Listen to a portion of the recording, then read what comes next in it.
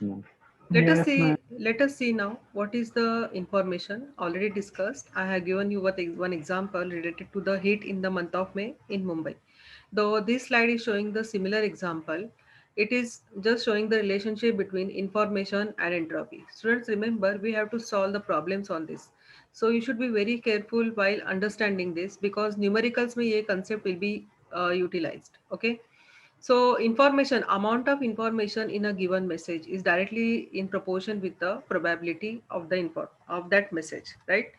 So this slide represents the what is the relationship between the information and probability with one example. So example is given. We are planning for Biratnagar during the summer vacations. It is supposed to be the place you called your friend and Bitanagar to know about the weather conditions of Biratnagar. Sorry. Assume that you have received the following message related to the weather condition in Biratnagar. First message is it is sunny and hot, and second message is it is cold, and third message is snow is falling down. Okay. Now, which statement contains more number of or most of the information? So the person is that the information content of any message is closely related to the past knowledge of the occurrence of the event and the level of uncertainty it contains with respect to the recipient of the message. So here, depending upon the people who are staying in Biratnagar are already aware of the weather conditions in usually throughout the 12 months in the year. What type of weather will be there in the month of January, February, so on and so forth up to December. So the amount of information received from the knowledge of occurrence of an event is related to the probability. This has already been discussed in the yesterday's lecture, right? Okay, do you see the next slide? The message related to an event is least likely to occur and it contains more information. Okay, read this line very carefully. The message related to an event least likely to occur contains more information. I have already explained you that there is a very least chance of falling snow in Mumbai.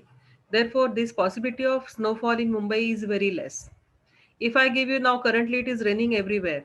So if I tell you that in the month of July there will be heavy rain in Mumbai, so whether it is a surprising to you or it is a normal to you, people who are staying in Mumbai, it is a very normal for them, right? Everyone who is staying since last 10 years, 15 years in Mumbai, they know that in the month of July there will be a heavy rain. So there is no surprise or we don't get any surprise into this message. Why? Because the probability of getting heavy rain in month of Mumbai is very high. So this is mathematically put over here. The message related to an event least likely to occur. See, every word of this line is important. The message related to an event least likely to occur contains more information. Least likely to occur means the possibility is very less. It will contain more information. So here, mathematically, we can just model these things in the form of a mathematical equation. So M1, M2, and MQ may be the number of possible Q amount of messages emitted by the source with the probabilities of P1, P2, and up to PQ such that if we add all the probabilities, mathematically we get the 1. Up till this point, is it clear? Next point, let I stands for information in particular kth message. Be the amount of information contained in kth message, right? From say 1 to kth or any in between number. K is any random number in between. Then for I m of k to represent the information content of m of kth message based upon the intuitions, the following conditions should be met. Now these are the conditions we have considering over here. First is information of I of k is greater than information of mth message, message j. Okay, that means what? If the information is more, it simply means that probability is less. So since the message k is containing more information, that means its probability is less. That is what the meaning of this first case A. Second case, if message I, message k, information in message k is reaching to 0, that means it is totally, there is totally no information into that. Okay, that means the probability is reaching to 1. Okay, third case, if message k ka information is reaching to 1, that means high amount of information. High amount of information किस बोलते हैं? The message which surprises us. Okay, that means the probability is zero, because जिस चीज की कोई possibility नहीं होती, we get surprised with that. So there is always, you see, in case of B and in case of C, the relationship of message and the probability is in inversely proportional relation. Case D, message K ka information is greater than or equal to 0, and probability always lies between 0 to 1. Second, message K and message J, if they are belonging to the same information, then total amount of information in that message will be message K information plus message J information. That will be the addition of two.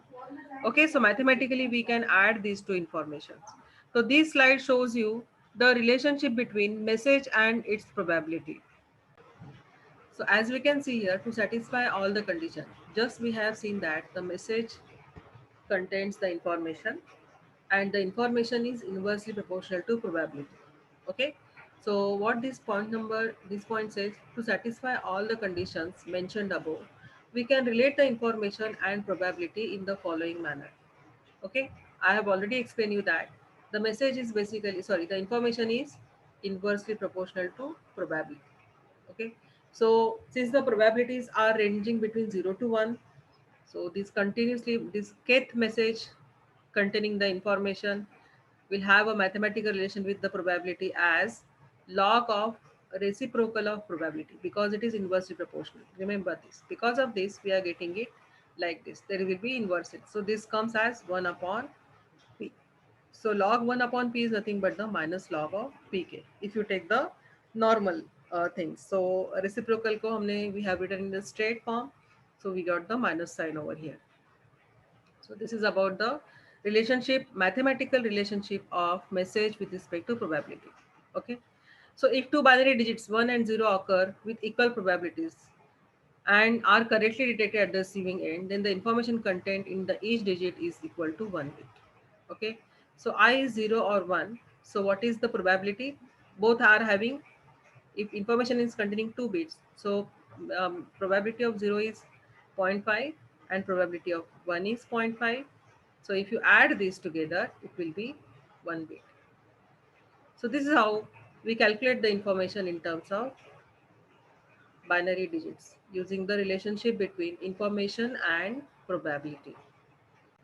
Let us understand the entropy once again over here. Entropy, as we all know, it's the average amount of information content of a particular symbol. Okay. So in the diagram, what is shown here, the relationship of probability versus the relationship with the entropy. Okay. So as you see, entropy is nothing but related with the information, as the very definition of entropy is the average information content of a sequence or symbol. So here H represents the information. So this is the mathematical formula for entropy. It is written as, very important students, we have to solve the numericals on this. So pay attention. H is equal to summation of I to n, probability of ith message, log of 1 upon probability of ith message. Now why this negative sign is appearing over here? What is the change between this formula and this formula? Can anybody?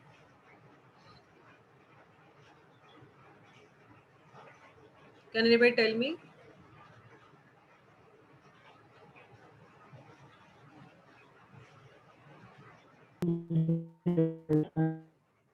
So average information content in a English language. Students, we all know that there are total 26 alphabets in the English language, right? So as far as the entropy is concerned, with the mathematical formula which we have just seen, that it is the amount of information in particular message. So as we see that there are total 26 alphabets in the in the English letter. So using that formula, we can find out how much bits are required for sending the each of the 26 alphabet from transmitter to receiver. Okay, now total letters are 26, therefore I will be changing from 1 to 26. In the previous slide we have seen this already. Just see here, I is equal to 1 to n. So here I is the total number of symbols in a particular uh, language or something like that. We are considering it as English. So in English there are total 26 alphabets. So this I will changing from 1 to n. So according to this, we can see here that the average information in terms of bits per character in English, assuming that each letter is equally likely. Now, the meaning of equally likely is also need to be focused over here, because probability of every symbol in the 26 symbols is assumed to be equal. Okay, so there is no question of, because we have to do justice with every each and every symbols in the alphabets, justice with every alphabet of English. So how the information or the average information h is calculated over here? Minus sign, because log is considered to be the reverse here. So I changing from 1 to 26, 1 upon 26 log to the base 22. Why 2 is taken? Because our information will be in the form of binary. The symbols which we are using are in the form of binary symbols. We are not using any other symbols. Remember. So therefore we have taken the base of log as 2, and 1 upon 26, this formula we have seen. So it comes out to be 4.7 bits per character. You have a calculator, you can calculate this. Remember, outside sign get minus sign, and this log 2 reversal will also get minus.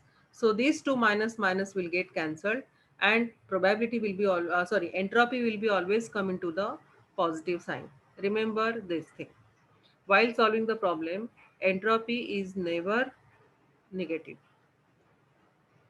So this is how we are calculating the entropy for uh, information content in English language, with assumption that there will be total 26 letters or alphabets in English.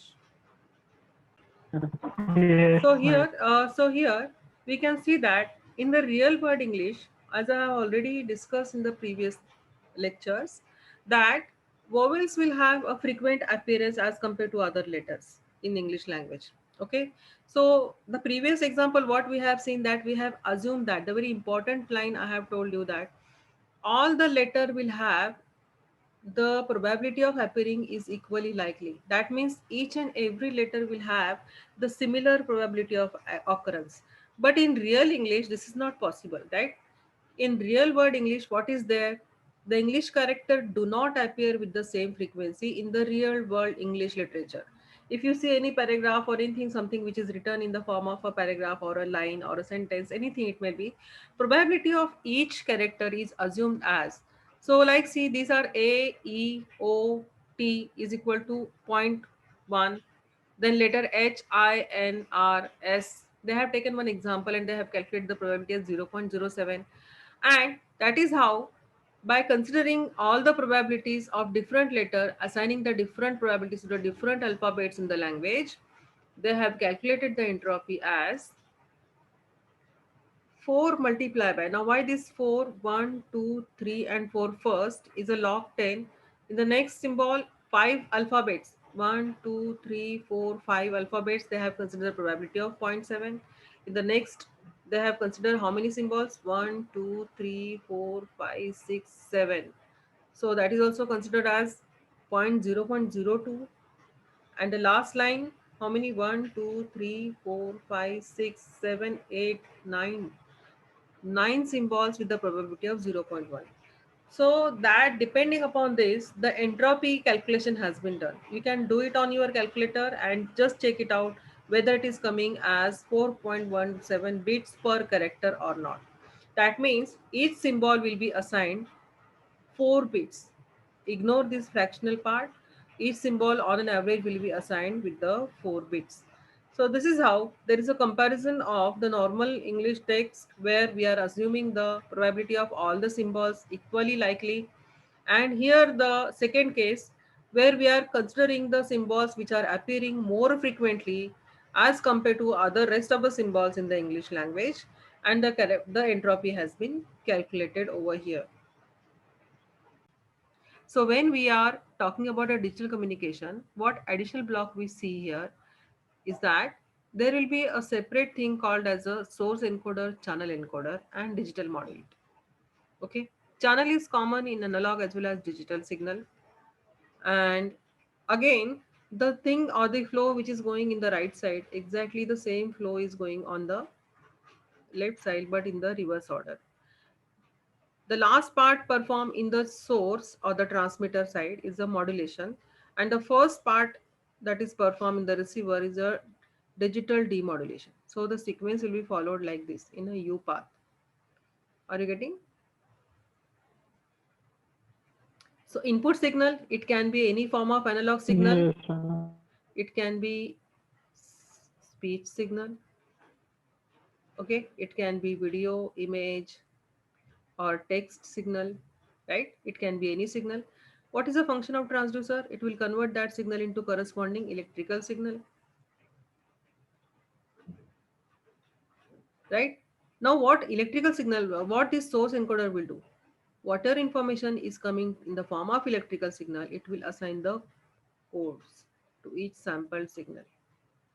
Okay, sampling is done, and once the sampling is done, we take the portions of the input signal, analog signal, and source code assigns the codes. Which codes? These codes are binary codes.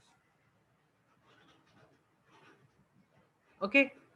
Apart from assigning the information with the binary codes, source encoder also utilizes or exploits the theorem of compression. It also sees which symbols are occurring more, which symbols are occurring less.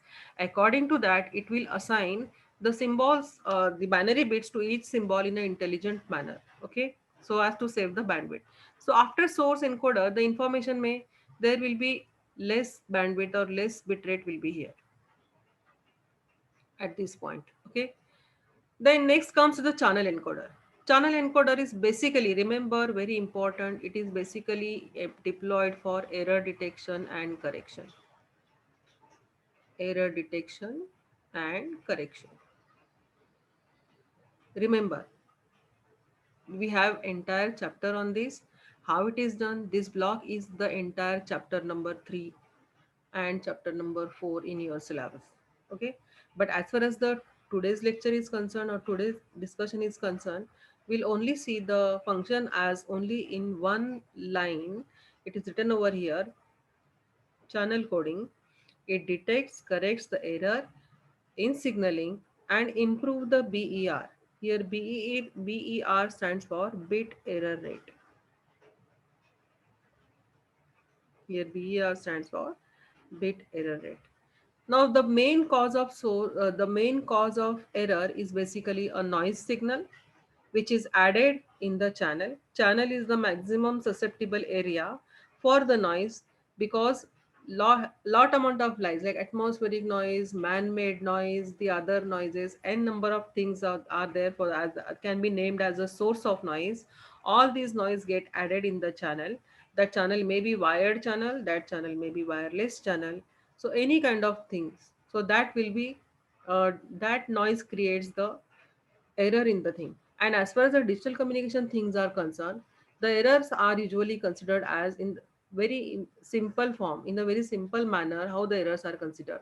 Suppose transmitter has transmitted 1 and receiver has received 0. So we call it as error. And suppose the transmitter has transmitted 0 and receiver receives it as 1, we call it as error. So for detection and correction of these error, the channel encoder is used in the digital communication system. For detecting and detection of error, the what channel encoder does, it adds the redundant bits. What it does, it adds the redundant bits, and these bits are usually called as the parity bits. Parity bits are additional bit. Okay, so after the channel encoder, there will be two type of information. One is the message signal plus parity. Parity bits doesn't carry any information. They are just added by the channel encoder for the error detection and correction purpose. This we are going to discuss in the next consecutive lectures in chapter number 3 and 4. So for this lecture, as far as this lecture is concerned, only you just remember after the channel encoder, whatever source encoder has sent the bits or binary codes in the message, channel encoder will add more bits and these bits are called as the parity bits. These bits are also called as redundant bits. Okay. Now, after channel encoder, here your since the additional bits are there in the message, the bandwidth over here will be more as compared to the output of source encoder. Here we have seen the bandwidth here is a less bandwidth, but after the channel encoder, the bandwidth increases because of the additional parity bits in the information. And remember, parity bits does not convey any information. They are just for detection and correction of the errors. That is the sole purpose they are performing in the communication system. Next is digital modulator. Now, modulator, we all know that whatever is the binary stream over here, suppose this is my binary sequence. So, what this modulator does, it assigns the analog carrier to it. Analog carrier may be any carrier.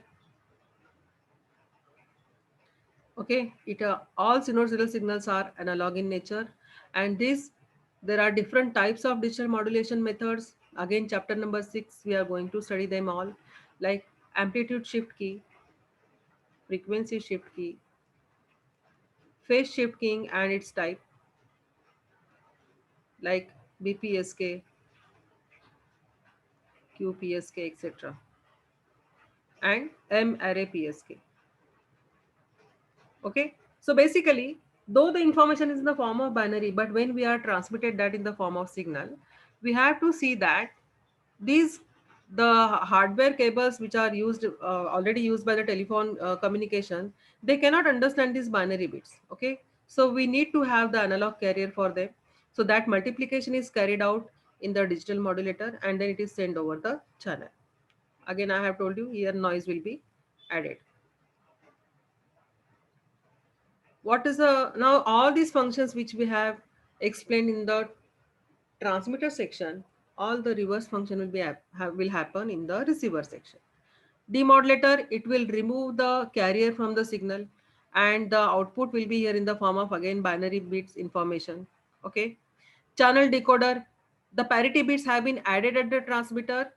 Channel decoder will remove the parity bits along with the error. So what is remain over here? Only the message bits. The source decoder will recover the original symbol for assigned from the each binary bits from the signal, and the information will be again converted into form of electrical signal. Okay, and this electrical signal is converted to the output transducer. Example can be a loudspeaker or a TV screen if the image is there or something like that. So they are all the transducers. Okay, so this electrical signal will be converted back into the form of analog signal, which is original signal. Okay, so we have input the analog signal here and we got the output of analog signal here. And in the meantime, we have converted these signals. The conversion has gone through number of processing units from transducer to source encoder to channel encoder to digital modulator and the reverse operation. So this is how the entire digital communication system works. So to summarize the entire lecture, here again the source coding. The goal of source coding is basically to form the message or transmit the message in an efficient manner, and ultimately it reduces the required bandwidth and it also reduces the memory to store. So there are two types of information sources, basically memoryless and memory. So if the symbols have been transmitted and they are independent on each other, that means the emission of one symbol is completely not dependent on the other symbol. Such type of source coding is called as a memoryless. And second is the memory with memory. Elements of sequence depends on another. That is, for example, here we see the alpha example, university. So there is a very high probability that a letter Y will appear over here, because the appearing of letter Y depends upon the letter T, because the 10 tuple may say there will be a 1, 2, 3, 4, 5, 6, 7, 8, 9 alphabets have been given, and if the source is having a memory source into it will predict the next letter, that letter is Y. So here is a comparison of entropy of memory and no memory source coder is done with the in terms of entropy. With a memory, the entropy will be less or the information will be less information is required as compared to the entropy of source with no memory. This means that it's more efficient to code the information with memory as a group of symbols. So this is a very important, we can say, the conclusion or the inference we can draw from the concept of source coding. So this is about the entire discussion about the source coding. Let us go to the next slide. The one concept, last concept in uniquely decodable and prefix free codes. Uniquely decodable codes, that means the codes are decodable with a unique sequence. Here the uniquely decodable codes, not a code 1. If 10111 is sent, is the code 3 for BABBB or BACB or not? That is the question. So code 346. We can understand the prefix free code and the average code length from this table. Just pay attention to the table. A symbol contains A, B and C. This is one coding scheme. This is second coding scheme, third, fourth up to sixth coding scheme. And in the upper table, a letter A with the probability has been given, letter B with the probability is given, letter C with the probability is given. Letter A is having the highest probability as compared to letter B and C. So uniquely decodable code in terms of code 1. See here in terms of code 1. A letter has been assigned the code of 00. B also has assigned the code of 00 and C is assigned with the code 11. So if the receive symbol is 10111, okay, is sent in code 3. Code 3 may the symbol is sent as 01 and 11. Code 3 scheme. So if the message is BABBB or BACB, there is a confusion in code 3 and code 6. Okay? Why? Because this letter is the prefix or the first letter of the next code that is assigned for code C. So such type of codes are called as prefix codes, and these prefix codes will create the confusion at the receiver. So receiver will not be able to handle whether the received letter is BABBB or BACB, like that. So prefix free code is the example here which is given in the code. For example, here each and every letter is followed with the 1. A has been assigned a code 1, B 10 and C 1000. So not for code 4, prefix contains 1. This 1 is appearing at the every first letter, at the every first code of the other alphabets. So this type of codes, code number 4 is called as, it is a not a prefix free code because it contains 1 as a prefix for every other coding. Similarly, code 1 is also a not prefix free code because this 00 is assigned to the two alphabets. So receiver will get confused. After receiving 00, it will not be able to decide whether the alphabet A is sent or alphabet B is sent. So uniquely decodable and prefix free codes are very important because to avoid the ambiguity at the receiver and make the decoding proper. So whatever sequence of alphabets or any other information that is being transmitted by the transmitter should be accurately decoded at the receiver. So that is the meaning of uniquely. Uniquely means if a particular code has received, so it should have the only one symbol assigned to it, so that the message will be reconstructed faithful manner in a faithful manner at the receiver.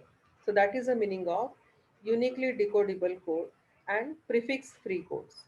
So from this example, we can say that which code is a prefix free code over here. Which code is prefix free code over here? We can see here. Can anybody tell me which code is prefix free code over here in this example?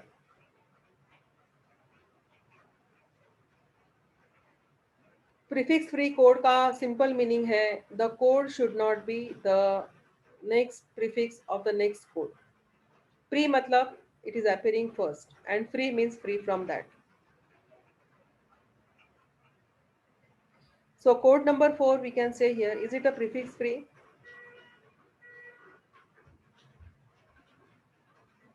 So next parameter is again how to calculate the average code word, code length, code 2. Code 2 का average code length, average लेना है आपको हर एक code का. Code 5, this is the code 5. Here 1 plus 2 plus 2 divided by 3. जो भी answer आएगा that will be the average code length of code 5.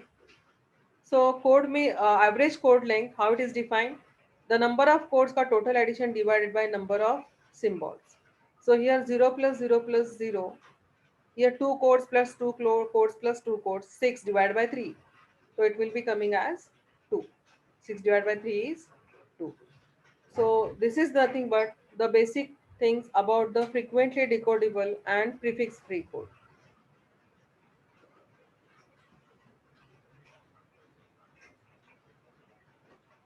And they use the exploit the possibility of frequency or the appearing probability in the incoming signals or symbols.